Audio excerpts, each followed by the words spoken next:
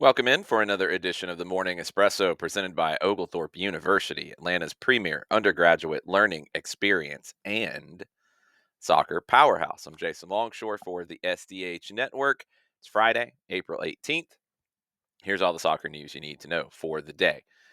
If you didn't see it, you need to go back and watch it. I'm going to try to do it justice, but it was one of the craziest matches you will ever hear about. Manchester United 5 goals in extra time in this Europa League quarterfinal second leg against Lyon. It looked like Manchester United were out. It looked like they were out of Europe for next year. It looked like they were probably going to lose somewhere over £100 million because of losing this match. And they came all the way back to win. Um, Insanity. I mean, like there's not an explanation for it. As crazy, and it's a bigger thing, the Champions League final in 1999. It's bigger, it's a Champions League final. This is more insane by a lot. It was that crazy. 5-4 win on the night, 7-6 win on aggregate. With less than 20 minutes remaining, Manchester United were comfortably leading. Then that turned. That sent it to extra time. 2 goals from Lyon, late Taliafico and Tolisso. That goes to extra time. Then Tolisso gets sent off. So Manchester United back feeling good again. Then with 10 men, Ryan Cherky, Alexander Lacazette, goals for Lyon with 10 men. And they're up 4-2. And Paulo Fonseca said afterwards that they celebrated a little bit too much at that point.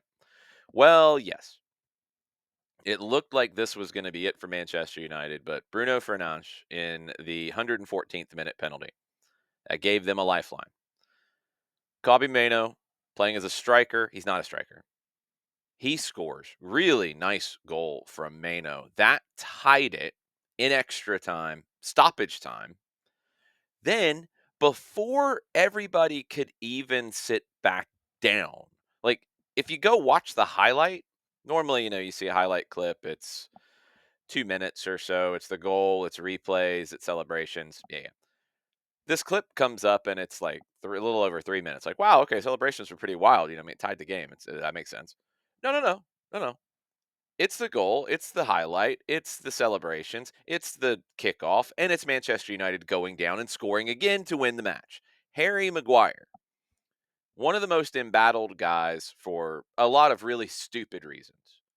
We do this thing in the game that drives me insane where guys get built up or guys are pretty good, not the elite of the elite, but very, very good players. And Harry Maguire has always been a very, very good player. But for whatever reason, he became a whipping boy for a whole lot of people. Well, now he's a legend because he scores on a header. He's looking like a forward in the situation too, and he's not a forward, but he gets it done. He's become a player that Ruben Amorim really trusts.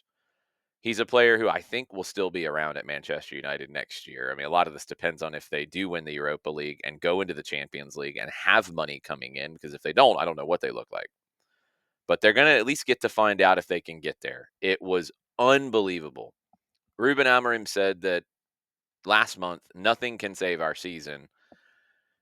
This might it's not quite saving the season. It might save the club in a lot of ways in terms of being an elite, because I don't know what the future looks like for them if they don't win the Europa League and go into the Champions League next year. I really don't know. They've got a shot now, and they've got a ton of momentum with one of the wildest comebacks you could ever imagine. 5-4 on the night, 7-6 on aggregate. Manchester United, guys are going down as all-time legends in the club because of what they did in that match. It's why we love the game, except if you're a Lyon fan. Sorry, Thiago Almada. Let's go to Tottenham. Not quite the same feeling, but Tottenham Hotspur. Sorry, they wanted us to say Tottenham Hotspur, not just Tottenham. I'm sorry, I apologize. Ange Postecoglou, he's not apologizing for anything. He told the critics, "You're going to have to put up with me for a little bit longer," as as Spurs ended up winning 1-0 against Eintracht Frankfurt. A 43rd minute penalty from Dominic Solanke. That is what decides it. Spurs will face Norwegian champions Bodo Glimt in the semifinals in May. Manchester United will face Athletic Club de Bilbao. La Liga, because of the results, they are going to join the Premier League and having 5 teams in the Champions League next season. They secured the other place, the extra bonus place for performance by clubs across all 3 European competitions. For the first time in league history, it's the first season that you've had 15 games on a match day and 30 teams. But I digress. It's the first time in league history that Major League Soccer will have all 15 games played on the same day. It's a very packed match day 9 schedule. Sunday Night Soccer will be back next week. The biggest highlight game is going to be in Cleveland. What? There's not a team in Cleveland. Columbus Crew are going to drive up the road and go to Cleveland for this game. They are going to host Inter Miami at Huntington Bank Field in Cleveland. Bigger crowd. Be very curious to see what it looks like. Very curious to see what this game looks like. Both teams are unbeaten. The Crew are on 18 points. They lead the Eastern Conference. Best ever start to a season. They've equaled that, 8 games unbeaten. This is after they sold Cucho Hernandez to Real Betis late in the preparation for the year. I said it. Most everybody said it. Oh, it's going to be a struggle until they get somebody in. Well, they've gotten somebody in now in Daniel Gazdag, and he contributed in the last time out against St. Louis. But it hasn't really mattered. I mean, they can be better, but they're pretty good. They're unbeaten. Wilfred Nancy is the best coach in the league, and he's shown that. He is the coach of the year. He is the front runner for coach of the year again. Inter Miami, this is a tricky one. They're unbeaten as well. And you have to give Javier Mascherano a lot of credit. I've been so impressed with what he's done working with Miami on a day-to-day basis. He's never been in this situation before. He is showing that he's got a lot of chops as a manager. But now he's got some balancing act to do. They have a big game on the horizon. They go to Vancouver on Thursday for League One or for leg one of the CONCACAF Champions Cup semifinal series.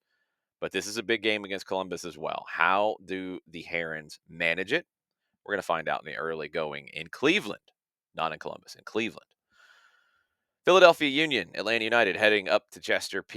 The Union started hot. They won 3 of their first 4. They have gone winless in their last 3. They lost 1-0 at NYC last week. Bradley Carnell's team, they've only scored once in those last 3 games. Ty Baribo is still tied for the Golden Boot race, but he hasn't scored since match day 3. Kind of went off in those first 3 games, and he hasn't done a lot since. Can Atlanta keep him quiet? Can Atlanta get Latte Lot going in this one? Going to be a fascinating one. It always is with Atlanta and Philly because it is a big time clash of styles and approaches and philosophies. That one's at 7:30 on Saturday night. Of course, we will have your coverage starting at 6:30 with Garrett Chapman and Madison Cruz on the Five Stripes countdown. And then Mike and I will take over at about 7:40 for the kick. Charlotte, they are hosting San Diego. Charlotte's 4-0 at home. They're 5th in the league and only giving up 7 goals. They've won 7 straight at home, dating back to the end of last season. San Diego, though, they've won 2 of their first 4 games on the road. This is a very good team under Mikey Veras. This game is one of those tests for both to see who they really are at this stage of the season. Seattle and Nashville, both teams broke losing streaks with wins last week. Seattle didn't give up a shot on goal in their win against Dallas. They're unbeaten in 10 straight at home. That's not quite their all time record, but it's getting there. Nashville's 2-1 win. They came back to beat RSL last week. First time they've come from behind to win in 15 regular season games. And here's a stat that kind of surprised me. Nashville's unbeaten in 3 games against Seattle. Seattle hasn't scored against Nashville ever. Nashville hasn't been around that long, but still, 3 games, no goals for Seattle against Nashville. Now they get to host them. We'll see how that one goes in the late night slot on Saturday. Minnesota, they host Dallas. Mentioned Dallas didn't get a shot on goal last time out against Seattle. Minnesota, they don't have a whole lot of the ball. They're averaging less than 38% of the possession, but they haven't lost since opening day. Opportunity for Dallas with Petar Musa out injured. Logan Farrington likely going to start. Musa has an ankle sprain. He's unlikely to travel to Minnesota. The other game on the window for me is Portland hosting LAFC. Timbers are unbeaten in their last 5. Kevin Kelsey scored twice for Portland in their 4-2 win over Kansas City. LAFC, I've talked about it a lot. I think it's starting to make its way around in terms of the national conversation. This is an LAFC team that doesn't look like the LAFC team that launched a few years ago. That was very dynamic, very high powered, very attack minded. this has completely gone the other way. They feel very defensive. They don't feel very explosive. Denny Bwanga can be explosive when he gets out on the run, but that's about it. It's really disappointing to see a team go in that direction. They got an MLS Cup out of it, but I feel like even since then, Steve Cherundolo has went further and further back in terms of being defensive. I'd like to see it go the other way. I don't know if that turns under him. I don't know if he's going to be able to turn that. It looks like they are not going to get Antoine Griezmann as well. That was a conversation about getting him in the summer window. So LAFC, I've got some questions. We'll see. They go to Portland, and Portland tries to go unbeaten in 6. UEFA Women's Champions League semifinals are this weekend. The first leg, Lyon Lyon going to Arsenal, Chelsea taking on Barcelona. For Lyon's manager, Joe Montemurro, he's the former Arsenal manager, so maybe a little bit of extra significance on that. Both sides, painful near misses in the recent past. Arsenal lost out in last season's qualifiers. Lyon, big defeat or heartbreaking defeat in the final against Barcelona last year. Speaking of Barcelona, they have played Chelsea quite a bit. Third straight year where they meet at the semifinal stage. Barcelona's won the last two. Can Chelsea get it done? They are chasing a quadruple. Chelsea, they are going to miss Lauren James for a period of time with a hamstring injury. Let's go to Africa, the semifinals of the African Champions League. You get two Egyptian clubs facing two South African clubs. Al Ahly from Egypt, they are the holders of the trophy. They are looking for their 5th in 6 seasons, and they go to Pretoria to face Mamelodi Sundowns, a team that once gave them a record defeat, but have too often been really good in the group stage, but then fallen apart in the knockout round. We'll see if that changes this time around in the semifinal.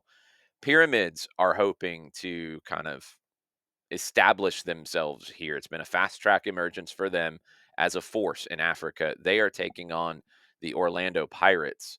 The return legs are in Cairo next Friday. The winners will go to the 2-leg final at the end of May and early June. Premier League, Liverpool, they can win the title if they beat Leicester City this weekend and Arsenal lose to 18th place Ipswich. Liverpool needs 6 points out of the 18 remaining to guarantee a second Premier League title. They'll get there. Speaking of Liverpool, in a way, Jurgen Klopp, according to Spanish outlet Sport, Jurgen Klopp has agreed to negotiate with Real Madrid over becoming their next manager. Carlo Ancelotti expected to leave the club after the Copa del Rey final against Barcelona on April 26th. Klopp 4 months ago became the head of global soccer at Red Bull. He oversees the network. So RB Leipzig, Red Bull Salzburg, New York Red Bulls, Red Bull Bragantino, Japanese club as well. He signed a 4-year deal. There is a release clause allowing him to leave for the German national team. I don't know what the release clause would be to leave for Real Madrid. Brazil, they are trying to get Carlo Ancelotti to come manage their national team and trying to get him in place for the upcoming World Cup qualifiers in June, where Brazil should qualify, but they're not looking good. They could use a boost. Maybe Ancelotti is that. There are reports out of Mexico, Today NA and David Feitelson, that Julian Lopetegui is going to take over at Rayados in Monterrey for Martin De Michelis, who has been kind of dead man walking for a while since getting knocked out of CONCACAF. Feitelson says that there is an agreement between Monterrey and De Michelis that his contract will be over when their Clausura season ends.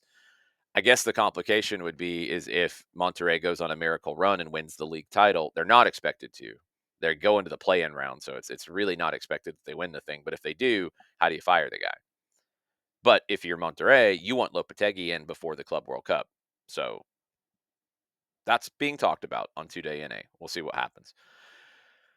Jesse Marsh came out yesterday from CONCACAF that he is going to be banned for the first 2 games of the Gold Cup. He got an extra game suspension following the red card that he received in the 3rd place playoff match against the U.S. in the CONCACAF Nations League. He was completely out of hand and was incorrect in even being out of hand. He had a valid complaint against the first situation that he got upset about. The second one, he was just flat out wrong, and he didn't leave the field in a timely manner and just completely acted out.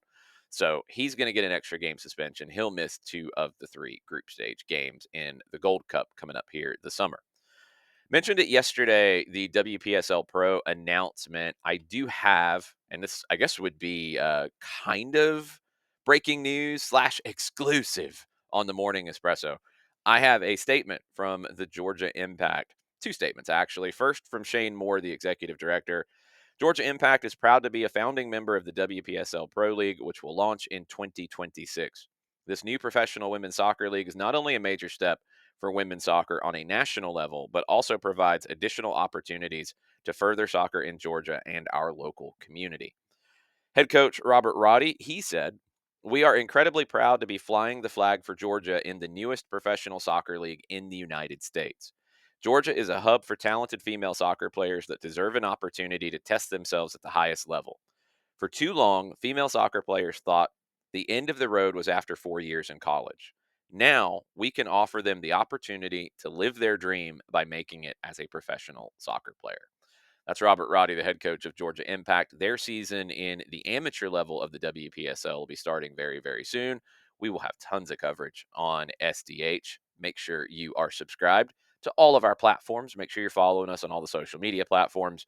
And make sure you are checking out Georgia Impact as they get ready to turn professional and launch a team in the new WPSL Pro next fall. But the run up to get there, we'll be talking all about it on Morning Espresso, but on all of our platforms here on the SDH Network. Y'all have a great weekend. I'll be in Philadelphia. You can listen to the match on 92.9 The Game and the Odyssey app. And then, look, I'll be back Monday to talk to you a little bit more on the Morning Espresso, presented by Oglethorpe University.